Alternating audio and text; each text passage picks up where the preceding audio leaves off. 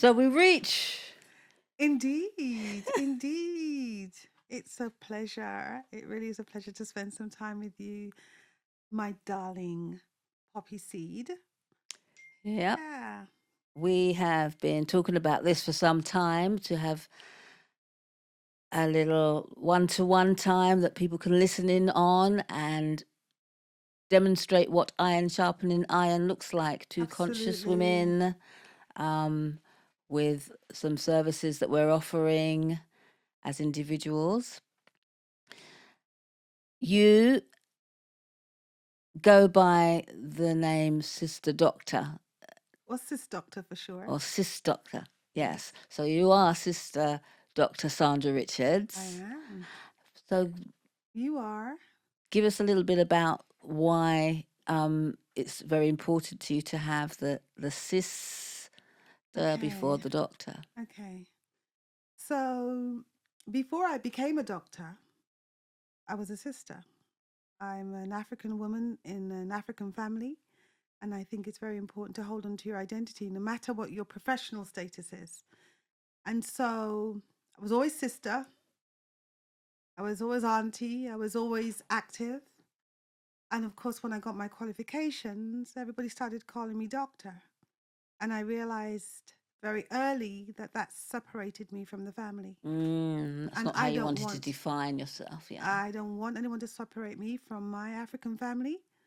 So I would say, well, no, just call me sis. And I said, well, you've earned the qualification and you've done it through activism and you've done it through academic study, and we want to recognize you. So I said, okay, but don't lose this sister. Mm-hmm. So if you're going to call me anything, call me sis doctor. And so that's what happens. And when they say sis, I know they're calling me to attention because I'm part of an African family, no matter what my qualification is. Mm-hmm. No, I totally hear that. Yeah, You know, we're not what we do. absolutely. Absolutely. So you and I have known each other. We've been trotting together, um, and not always together, but definitely on the same road for decades, over 20 years, Easily. easily over 20 years. And I've been admiring you from a distance and quite closely because I know you to be more than a woman. You are a poet, you are a lecturer, you are a singer. You are an educator. You do this like you're not. You are. Well, I don't see myself as a singer because when I work with singers or acknowledge a singer, then they're singers.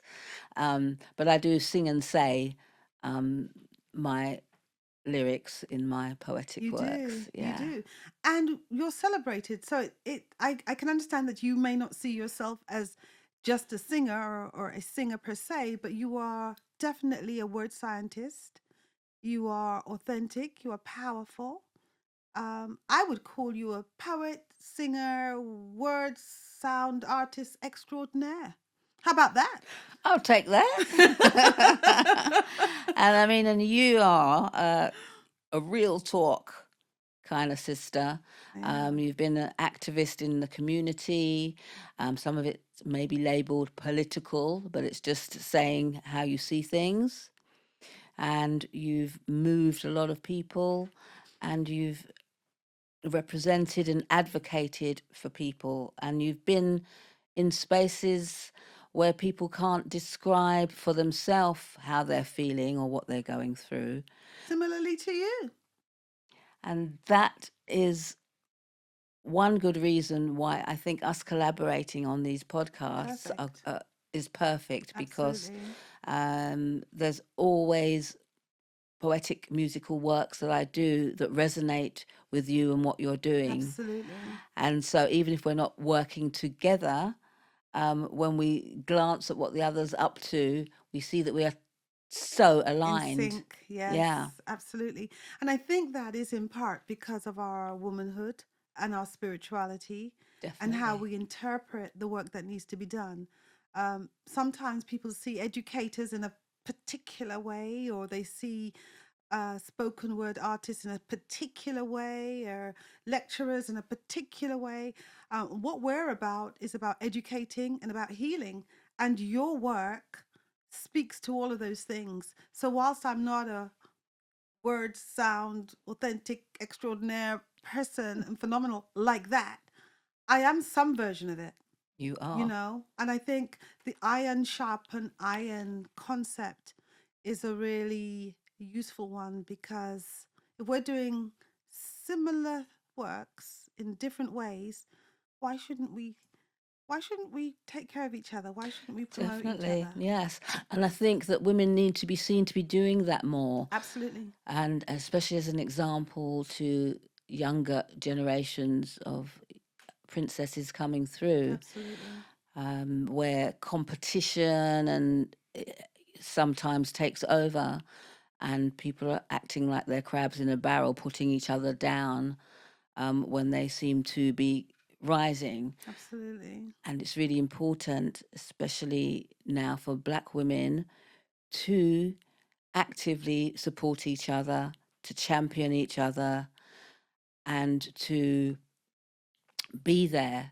Absolutely. And be the change we want to see. And that's Exactly. the thing I think we have both done. Yeah, We have been the change and are being the change we want to see. So if we're saying that sisters need to support each other, if we're saying we need to see something different, maybe let's not look for someone else to come and do it.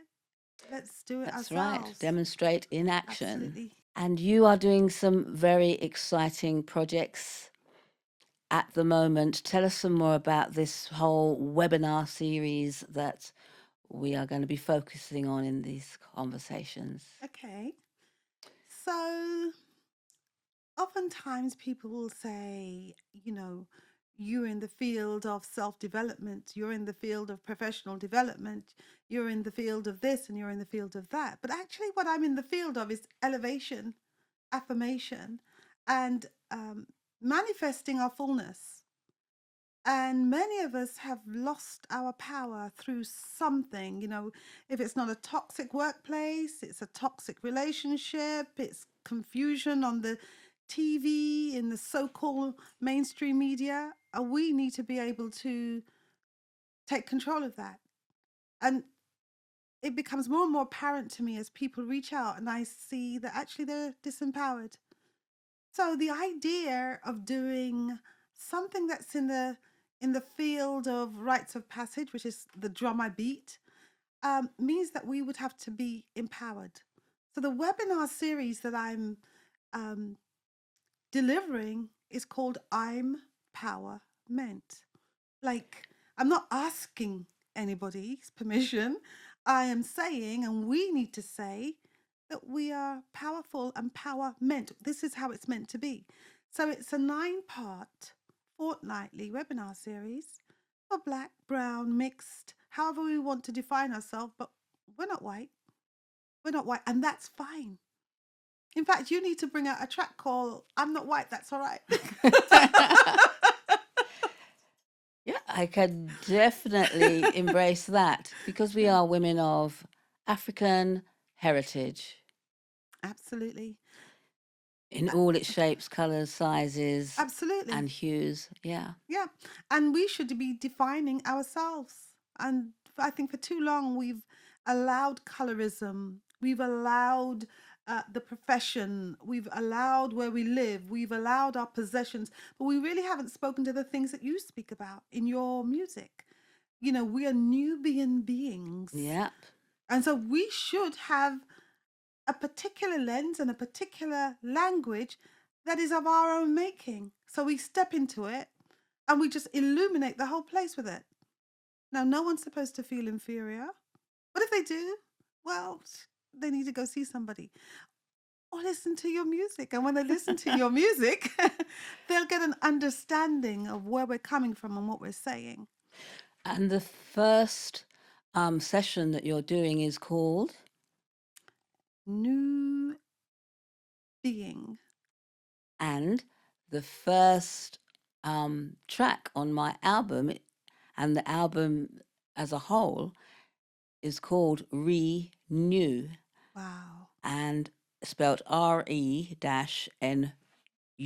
Yes. So it's a tip in the hat to Nubian Absolutely. and re-Nubianizing. Yes. Hey, you see that relanguaging? And it's getting more and more natural to do that, right? And we should, this isn't our first language, as you've said before. And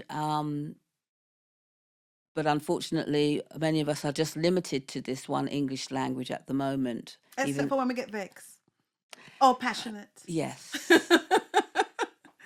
true. True. So we should listen to Yes, your a little bit of music. renew. Yes. Yes, so renew. It's about time to live my prime.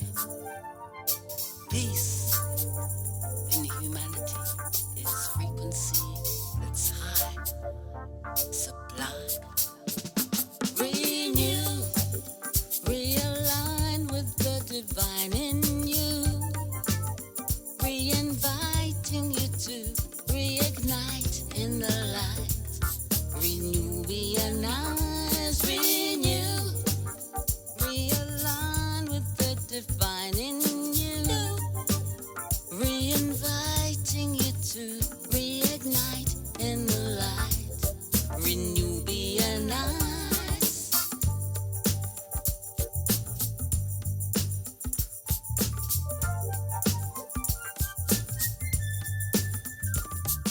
Reassess, review, rearrange, repair, restore, reawaken, reload, reappear, reconnect, resurrect, refine, define, reclaim, regain what's yours and mine.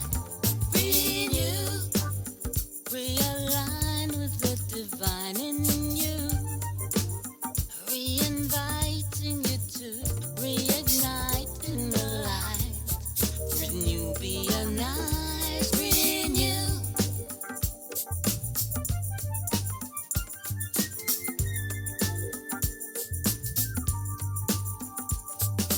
Peace in humanity is a frequency that's high, sublime.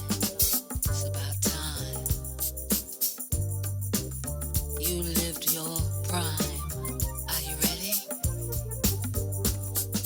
Reassess, review, rearrange, repair, restore, reawaken, reload, reappear, reconnect, resurrect, refine, define, reclaim, regain what's yours and mine. Renew. So yeah, renewal and renubianizing. So that was Renew, the first track on the new Poppy Seed album. So I'm so excited, honestly. I'm so excited by your work. I'm so excited that what you bring to us is very much about our lived experience. We live through a certain lens. We have an experience that it needs to be articulated by us. And in your music, you speak to that journey. You speak to the journey that we're on. well, I see it as my obligation as an artist, and the obligations of artists needs to be focused, especially in these times, on documenting what's going on resonating with what people are going through as a service and part of people's healing and hopefully journey. I mean, there's so much music that we've enjoyed in the past and poetry and artists who have defined our nostalgia, Absolutely. and we can hear a piece and remember exactly what that time looked like, felt like, smelt like. Mm. And it can offer healing to revisit places. So in your very first session, you're going to be touching on some of these ideas of Absolutely. reclaiming. Absolutely. And I'll be giving an overview, but I will be keying into certain areas of our lived experience, which includes our professional development, includes the professional promise and a proclamation of who we are. You know, how we navigate and how we introduce the idea of leadership. Often, leadership is introduced to us through a lens that is white, male, and middle class. And while we can adhere to that, we can also enhance leadership by bringing our own lens, our own perspective, our own nuances, because the workplace is often a diverse place Mm. and the world is a diverse place.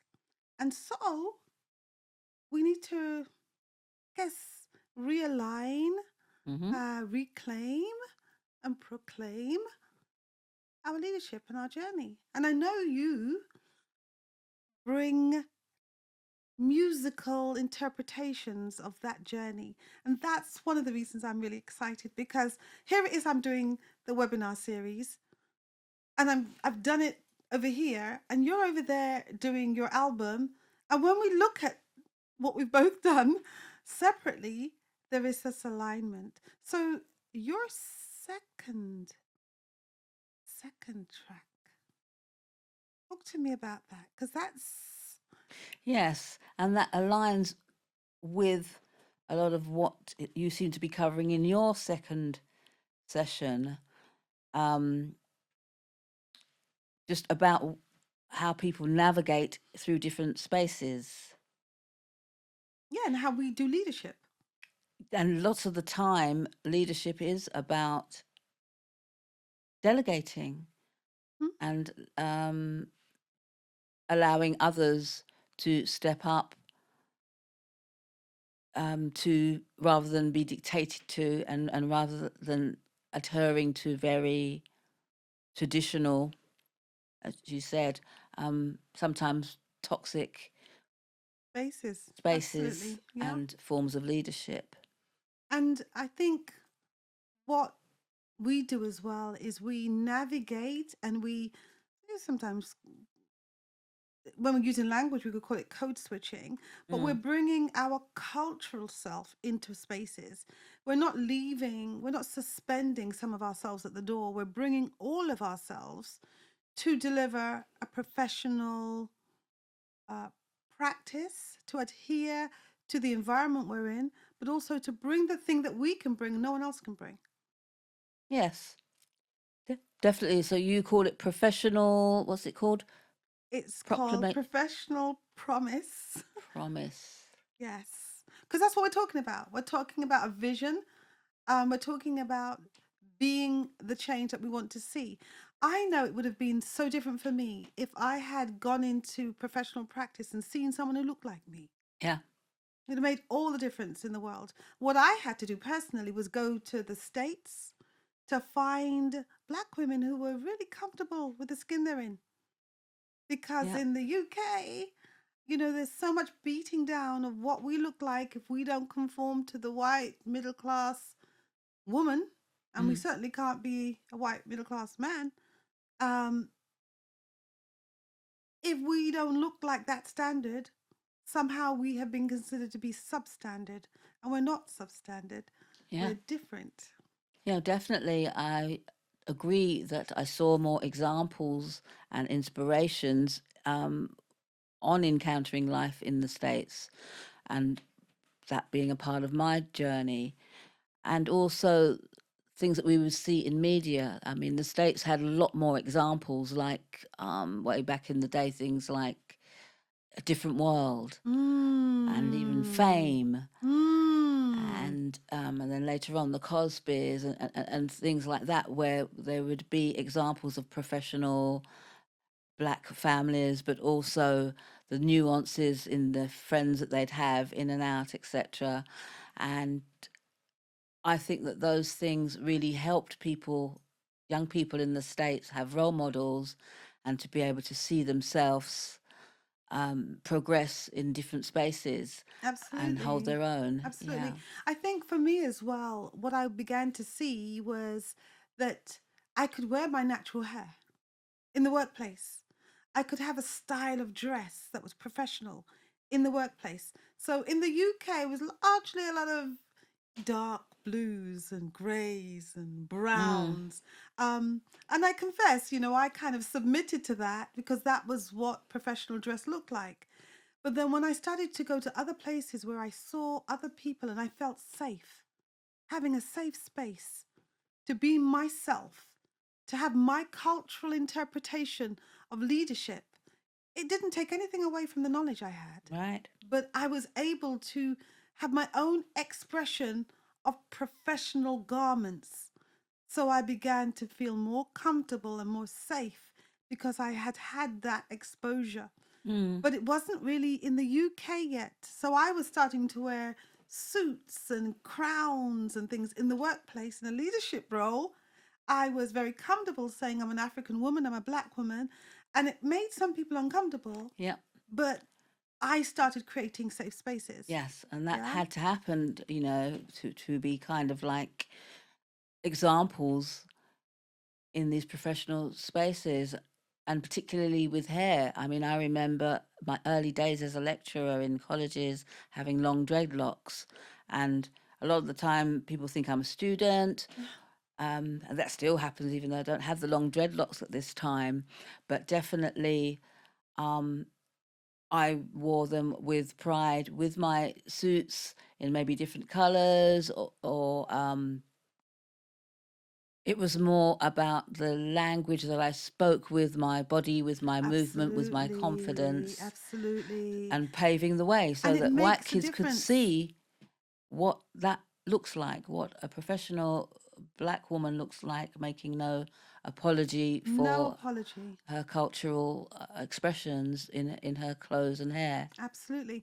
But the thing is, as well, I'm not African American. Mm. I'm an African woman living in the diaspora, being given all these different labels, Black British, now it's the whole Windrush thing or children of the Windrush.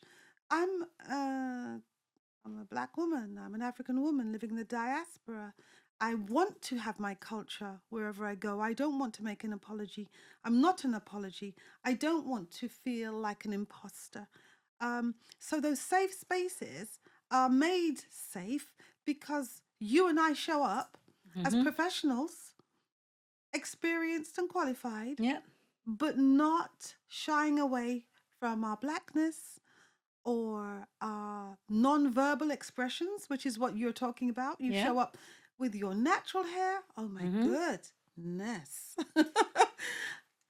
And Safe Spaces is one of the titles of the tracks on my Renew album. All right now. And yes, it's about even when we're feeling vulnerable or we're going through stuff, it's important that we have people and places to be with and around in which we feel safe. So You going to share that I'm with going to us? share. Yes. So, Safe Spaces.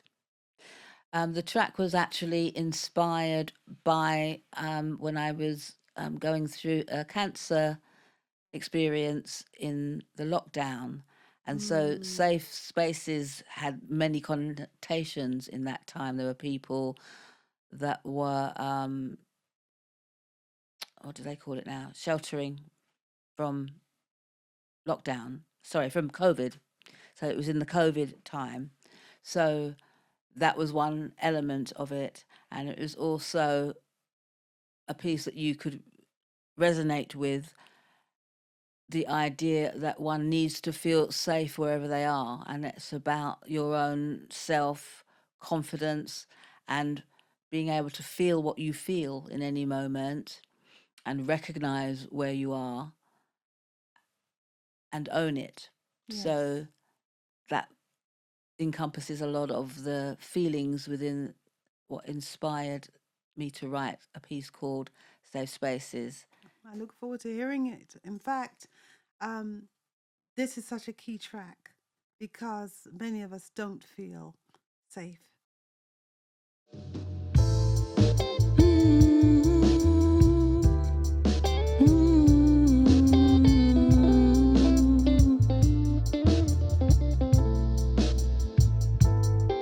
Safe spaces, me on meetings, me I'm feeling integrated with laughing. Ha ha ha. Where safety nets and silence meets. When it come in like cotton fields, painful and real. Feel what you feel when you feel what you're feeling. Be who you are. Look down at your scars and clean it. Feel what you feel when you feel what you're feeling. Be where you are. Look up to the stars, they will reveal it. If you are so lucky and you've gone so far as to find out who your friends really are, a place is time to trust a confidant. You can gesticulate and safely rant. Deep talk, real talk, control your mind. Confined to tears, unrefined. No harm, alarm, just warm and calm. No fuss or fury, judge or jury. To lay your head in realms ahead on a clean rose incensed bed. To breathe with ease. Nice words, please. Peace, time, neutral rhyme in safe spaces. Neon meetings, me I'm feeling integrated with laughing. Where safety nets and silence meets.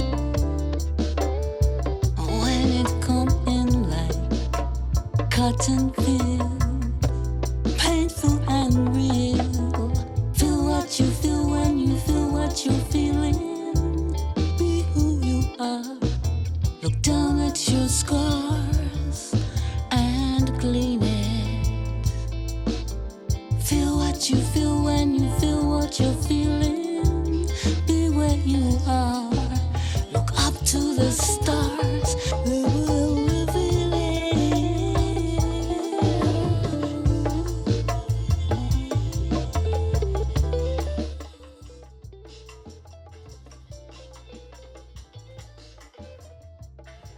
So yeah, safe.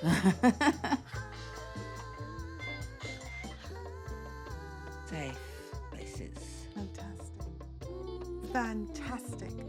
The lyrics in that track are so brilliant. They're so important because sometimes we don't find safe spaces. At work, we don't find safe spaces. Apart from any,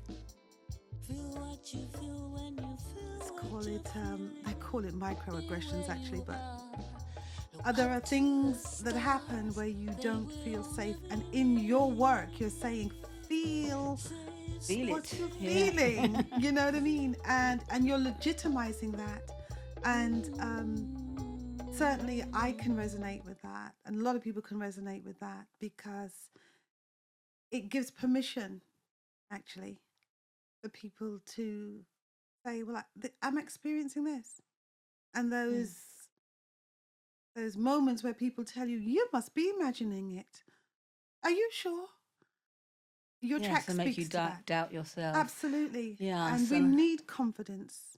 We need affirmations. And your track, your work speaks to that. So thank you. and it's also about using our sense of humor as a survival strategy and to be able to laugh at yourself. So even when you're feeling outside of your comfort zones, you can laugh at yourself. And so that's why I was saying integrated with laughing. Yes. And Yes.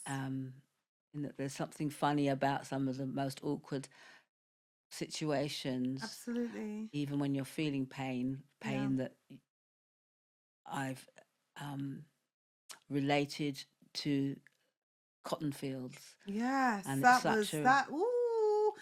African, Caribbean Yeah, reference, absolutely. a code almost, that people know exactly what that kind Yes. of pain is when you're having to put up with a situation that you can't necessarily do anything about in the moment. Yeah.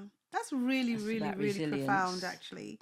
Um, and also your reference to, look at your scars. Mm. You know what I mean? I mean, that's really powerful because some of us have some serious scars and we haven't looked at them.